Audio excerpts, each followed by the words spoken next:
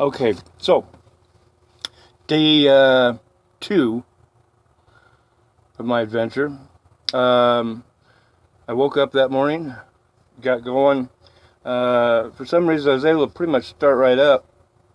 I couldn't figure that one out myself, but I didn't make it too far. I made it to Smallville, which wasn't too far away from where I was. I don't know, maybe 20 miles. And made it through Smallville. Smallville is really small. If you blink, you miss it. And I made it just past there and broke down again. Same problem. Um, After being there a little while and charging the battery with my car and putting it back, I was able to get further. And I got on down the road to hit the freeway and was able to hit a rest stop and actually make a call to my daughter because I was in a no call zone area for my phone for quite a while. But I was able to call her from Smallville, and I was able to call her once I hit the highway and made it to the rest stop. Well, at the rest stop, I saw a guy riding a lawnmower, so I went over and asked him if there was a place maybe I could plug in a battery charger and charge my battery. And he was really nice and allowed me to use the maintenance room where he locked it up for me, and came and got me before he left the park. And I got to charge my battery for about 2 or 3 hours, which is a good thing. Because that got me going again, and it got me up the freeway, up the hill, which is right away. I had to drive up a pass, and that was quite a steep hill. But I made it up that, and I talked to. Actually, I couldn't talk to anybody at that point because once again, it's not a service area.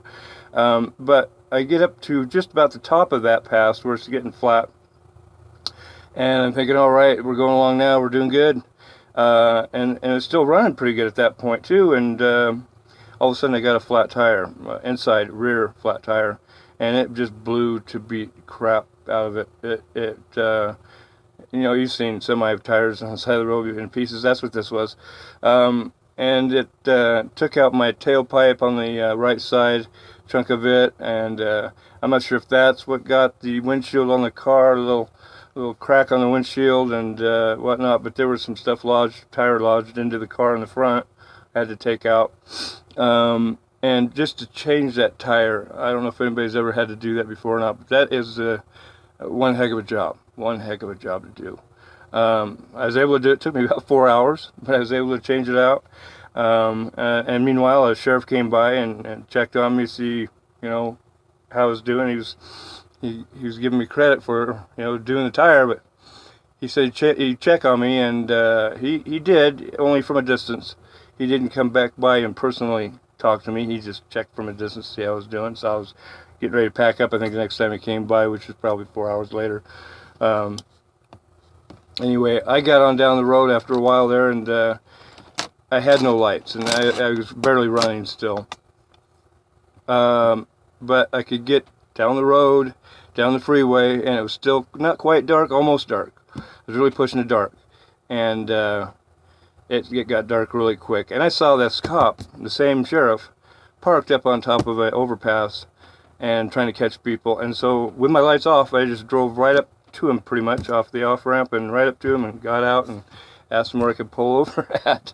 At that time, he took my license and information.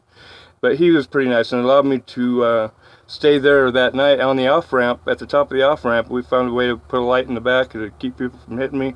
And I stayed overnight there, and I got the thing running again and got up the road a little ways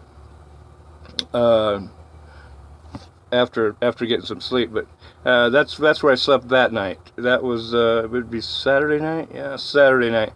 I slept on the highway, or on an off-ramp at the stop sign Saturday night. So that was day 2.